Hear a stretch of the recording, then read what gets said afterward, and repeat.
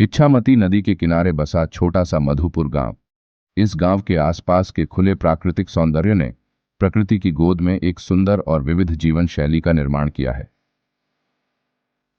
कुछ घर इधर उधर बिखरे हुए हैं। हालांकि यह नाम से एक गांव है, लेकिन इसका अधिकांश भाग खाली खेतों, तालाबों और बड़े पेड़ों से भरा हुआ है। गांव के बिल्कुल किनारे पर एक विशाल ताड़ का पेड़ है और उसके बगल में बाढ़ से घिरा एक छोटा सा मिट्टी का घर है। घर मनोहर चक्रवर्ती का है, लेकिन भाग्य की विडंबना से गांव की सुंदर और विविध जीवन शैली की खुशियां यहां नहीं मिली। पिता मनोहर चक्रवर्ती अपनी पत्नी और 2 छोटी लड़कियों को छोड़कर जहाज में काम करने गए, लेकिन फिर कभी नहीं लौटे। तब से परिवार में मातम और दुख का माहौल है। पैसों की कमी और गरीबी के कारण उन्होंने घर के बगीचे में उगाई गई सब्जियों को दैनिक बाजार में बेचने का रास्ता अपनाया। बाजार गांव से 1 मील दूर है। बहुत सुबह निकलना पड़ता था और शाम को लौटना था। कमला देवी और उनकी दोनों बेटियां रोमना झोमना किसी तरह सामान्य जीवन जी रही थीं। उनके घर के बगल में ताड़ का एक बड़ा पेड़ था। इसमें फूल और फल कुछ भी नहीं फलता था, जिसे बंजर वृक्ष कहा जाता है। शाम में लोग ताड़ के पेड़ से परहेज करते थे। खासकर बच्चों को उस पेड़ के आसपास जाने की इजाजत नहीं थी। लोगों का मानना था कि शाम ढलते ही उस ताड़ के पेड़ से कुछ नीचे उतरता है, एक पैर वाला बहुत ही भयानक भूतिया जीव। गर्मी का मौसम था, काल बैसाखी का समय। चारों ओर घने बादल छाए हुए हैं। तूफान उठ खड़ा हुआ है।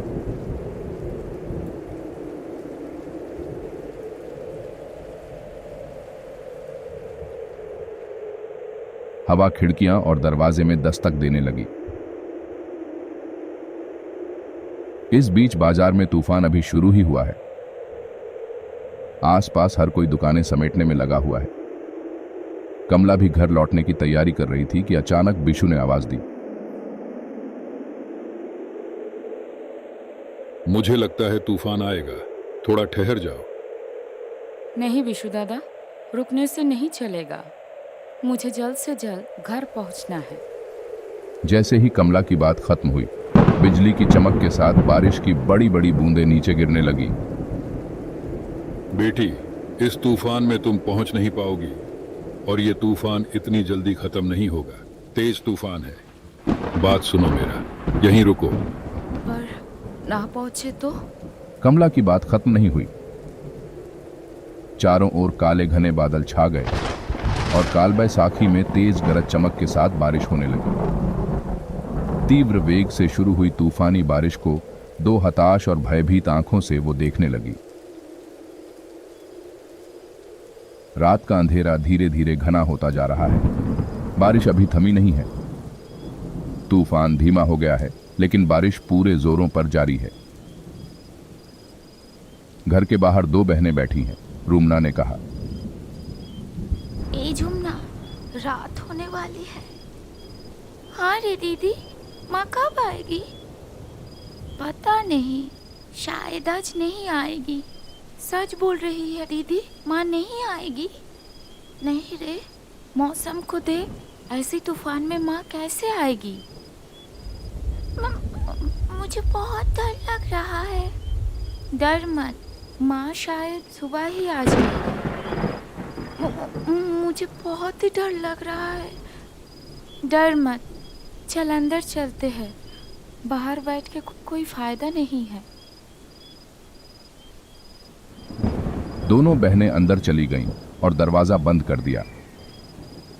बाहर अभी भी हवा चल रही है। बारिश की रफ्तार के साथ रात का अंधेरा बढ़ने लगा है। धीरे धीरे घर के आसपास गहरा अंधेरा छा गया।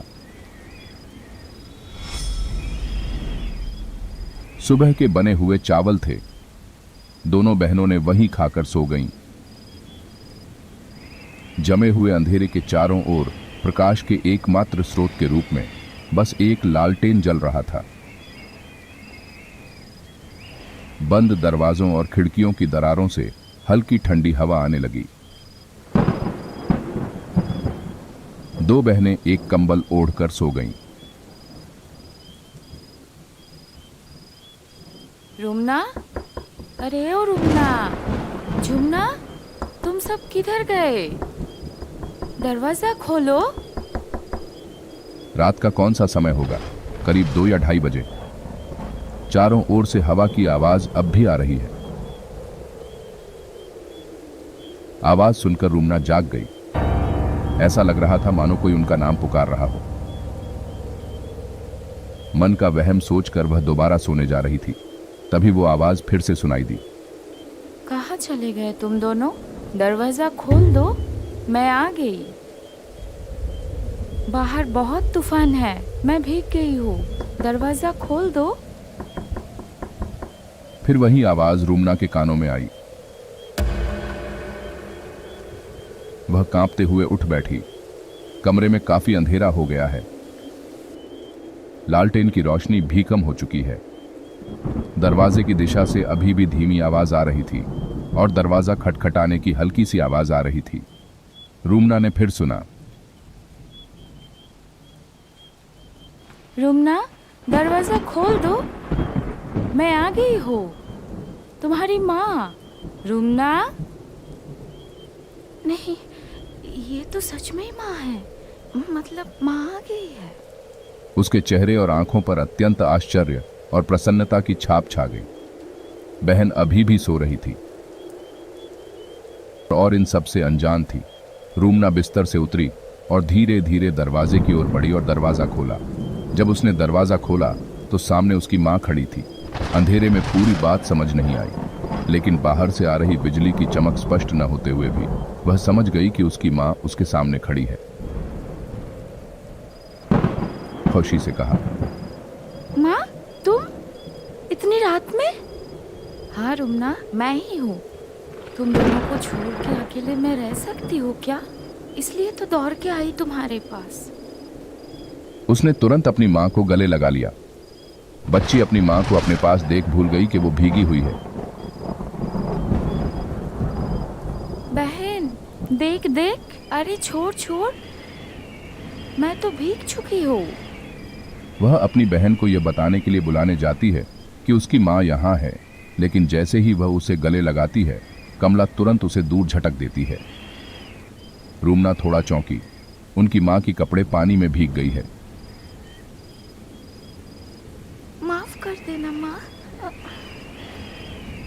ठीक है, छोड़ दे, सब समझती हूँ मैं। इस बारिश में भीग जाएगी तो ठंड लग जाएगा। चल अंदर चल, जल्दी से अंदर चल। माँ की आवाज में फिर वही वात्सल्यपूर्ण ममता उभर आती है। दरअसल इतने तूफान के बाद उसे अपनी माँ को बाहर खड़े नहीं रखना चाहिए था। दरवाजा बंद करके अंदर आ जा, बारिश भी बढ़ चुकी है। हाँ माँ, चलो। फिर रुमना अंदर से दरवाजा बंद कर देती है। घर के अंदर कीचड़ न हो जाए, इसलिए कमला देवी टोकरी छोड़कर गीले कपड़े बदलने के लिए रसोई में चली गईं। रुमना अपनी माँ से पूछती है, माँ, बत्ती की रोशनी कम हो चुकी है, मैं मिट्टी का तेल डाल दूँ क्या? नहीं, छोड़ दे, वैसे भी बहुत रात हो चुकी है, बत्ती लेके क्या करूँगी, सोना ही तो है। ठीक है माँ। तुम दोनों ने खाना खाया? हाँ माँ। जा जाके सो जा, मैं भी आ रही हूँ। कुछ खाने के लिए दे दूँ माँ? नहीं, उतने से नहीं होगा, तुम दोनों सो जाओ, अगर मुझे भूख लगेगी तो मैं खा लूँगी। कमला देवी ने अंदर से कपड़े बदलते हुए जवाब दिया। रुमना बिना बात किए सो गई। बहन अभी भी सो रही है। उसने अपनी बहन को धीरे से बुलाया। हे झुमना, झुमना, माँ आ गई है, पता है तुमको? झुमना ने नींद भरी आवाज में उत्तर दिया। माँ, कहाँ है दीदी? ये लो, मैं आ गई हूँ। माँ। कमला देवी आकर बिस्तर पर सो गईं। झुमना नींद में अपनी मां से लिपट गई। फिर वो दीदी की तरफ मुंह फेर कर सो गई। मैं पीठ सहला देती हूँ, तुम सो जाओ। बहुत समय बीत गया। बारिश रुक गई है। बाहर से मेंढकों की आवाज आ रही है और झुमना अचानक असहज महसूस करने लगती है। उसने आंखें खोलीं। उसके चेहरे और आंखों पर दर्द का एक अजीब सा भाव उभर आया। उसने धीरे से दीदी को जगाया। क्या हुआ? क्यों बुला रही है? ए दीदी, पीठ बहुत दर्द हो रही है। माँ को बोलना पीठ सहला देने के लिए। झुमना नींद में कमला देवी को बुलाने जाती है। तभी अचानक एक भयानक दृश्य देखकर वह चौंक जाती है। अपनी आंखों के सामने एक भयानक दृश्य, अजीब, बदसूरत और भयानक एक प्राणी अपने लंबे तेज कांटों जैसे जीभ के साथ लगातार उसकी बहन की पीठ को चाट रहा है।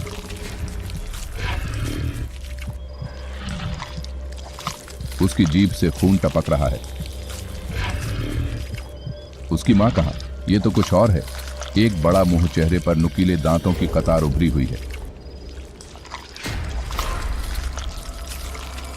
भय और घबराहट के कारण उसकी जबान से कुछ भी नहीं निकला और वह फिर से बिस्तर पर सो गई। झुमना फिर कहती है, बोला तुमने दीदी, तो बहुत ज्यादा दर्द हो रहा है और जलन भी।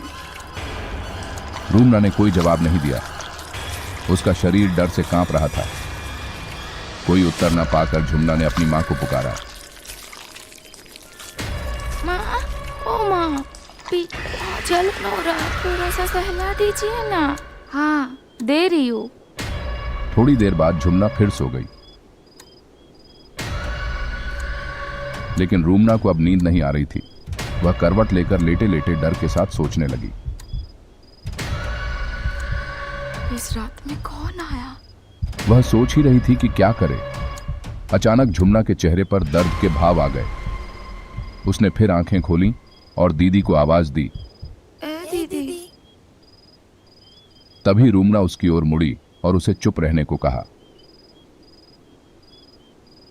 माँ नहीं आई है। हमारे बगल वाले तार की पीठ से भूत आया है। हम लोगों को अभी भागना पड़ेगा। झुमना चौंक गई। भय से उसकी नींद उड़ गई। जब वह पूछने गई तो वह उसके कान में फुसफुसाकर कहती है, दीदी, कैसे कैसे बचेंगे हम? बहुत डर लग रहा है और पीठ में भी जलन हो रहा है। चुप, कुछ करती हो। माँ, ओ माँ, पिसाव आई है। जाओ क्या? जा, जल्दी आना। पर माँ, डर लग रहा है। बहन को साथ में ले जाओ। ठीक है, जा, पर जल्दी आना। बाहर मौसम भी खराब है और उस तरफ का तार का पेड़ भी अच्छा नहीं है। एक पैर वाली भूत रहता है उधर। मुश्किल हो जाएगा, जल्दी से आ जाना। कमला देवी के स्वर में जवाब आया। दोनों बहनें धीरे धीरे बिस्तर से उठीं और दरवाजे की ओर आईं। रूमना ने उसका हाथ कसकर पकड़ लिया और दरवाजा खोलकर बाहर चली गई। फिर धीरे धीरे दरवाजे पर कुंडी लगाते ही दरवाजे में एक हल्की सी आवाज हुई। तुरंत अंदर से एक तेज खून जमा देने वाली चीख निकली। तुमने मुझे बंद कर दिया, बदमाश बच्चे। खोल खोल, जल्दी से खोल, वरना तुम दोनों की गाल मरोड़ दूंगी। भाग, जल्दी भाग बहन, जल्दी भाग। दीदी, मेरा पीठ बहुत दर्द हो रहा है। भाग भाग, जल्दी भाग, भाग जल्दी, भाग भाग, जल्दी भाग। इतना कहकर दोनों बहनें तेज गति से भागने लगीं। पीछे से दरवाजा खटखटाने की आवाज और उस अजीब सी चीख की आवाज आने लगी।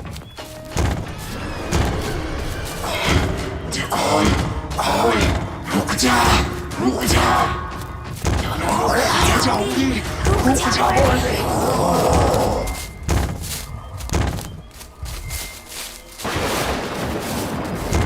कुछ ही पलों में दरवाजा तोड़कर जीव अपने एक पैर पर कूदकर बाहर आ गया और बड़ी तेजी से उनका पीछा करने लगा।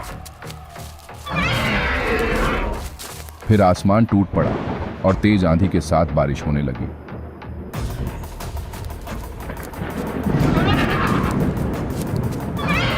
दोनों बहनें बारिश की परवाह न करते हुए तेजी से दौड़ने लगी। खेत, मैदान, बांस के जंगल को पार कर वे धीरे धीरे दूसरे मोहल्ले की ओर आ गए। अभी भी वह अजीब भूत उनका पीछा कर रहा है। उसकी भयानक हंसी की आवाज आने लगी। भूत धीरे धीरे उनकी ओर बढ़ने लगा। जितना हो सके तेजी से दौड़ते हुए उस मोहल्ले का पहला घर अचानक सामने आ गया। खोलो खोलो दरवाजा खोलो, बचाओ बचाओ, खोलो खोलो दरवाजा खोलो, खोलो खोलो, बचाओ हम लोगों को, खोलो बचाओ दरवाजा खोलो, बचाओ बचाओ। रूमना झुमना उस घर के दरवाजे पर आए और तेजी से दरवाजा खटखटाने लगे। कुछ ही देर में घर के मालिक देवराज गोस्वामी ने दरवाजा खोला। अरे क्या हुआ है बच्चा, इतनी रात को? हम लोगों को बचा लो, वो मार डालेगी हम दोनों को। दीदी बहुत दर्द हो रही है। तभी झुमना रुमना के कंधे पर बेहोश हो गए। देवराज बाबू ने बिना देर किए जल्दी से उन दोनों को अंदर ले लिया और दरवाजा बंद कर दिया। फिर कुछ देर बाद जब वो दोनों संभल गए तो गोस्वामी जी ने रुमना से सब कुछ बताने को कहा। उधर गोस्वामी जी की पत्नी झुमना को संभाल रही थी। रुमना धीरे धीरे गोस्वामी जी को सब कुछ बता देती है। सब कुछ सुनने के बाद देवराज बाबू ने कहा, भगवान की अशेष कृपा है, तुम लोग बच गए। तुम्हारे घर के पास वाला पेड़ अच्छा नहीं है। गांव का एक पैर वाला भूत वहां रहता है, जिसका मुंह बहुत बड़ा है और उसके मुंह से एक बहुत लंबा जीभ बाहर लटकता रहता है और बच्चों की तरफ उसका नजर रहता है। अगर कोई अकेला मिल जाए तो उसको उठाकर लेके चला जाता है। अभी रहने दो वो सब बातें, तुम्हारी माँ जब आएगी तब कुछ बंदोबस्त करेंगे। रात बीत रही थी, तूफान रुक जाता है। गोस्वामी जी और उनकी पत्नी दोनों को अपने पास ही सुला देते हैं।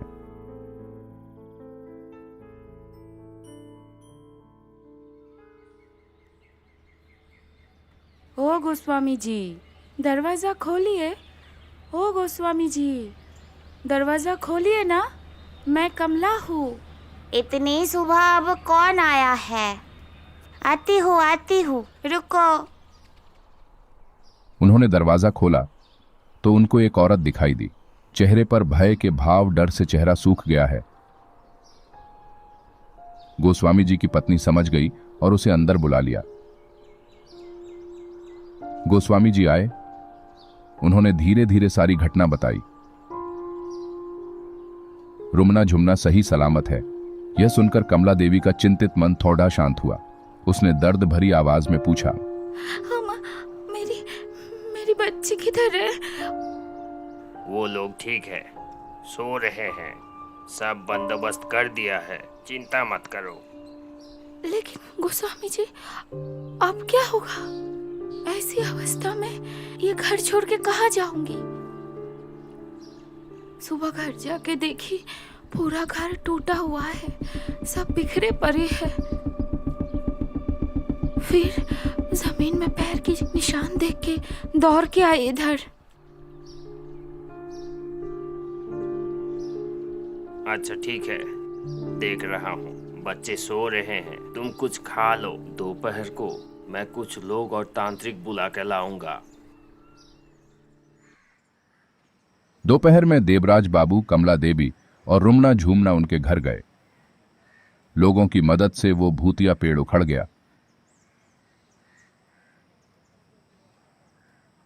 और पड़ोस के गांव के एक तांत्रिक ने उस स्थान पर यज्ञ किया और कहा, इस जगह को मैंने मंत्रों से बंधन कर दिया है और चिंता की कोई कारण नहीं है।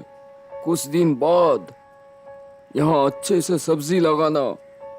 इस जमीन में सब्जी उगाने से पैसों की कमी नहीं रहेगी। तब से कमला देवी उस जमीन पर सब्जी उगाने लगी और पैसे कमाने के लिए उन सब्जियों को बाजार में बेचने लगी। एलडीडीडीकियों को स्कूल भेजकर शिक्षित करने लगी। इस प्रकार कमला देवी के परिवार में एक सुंदर सुखी परिवार का निर्माण हुआ।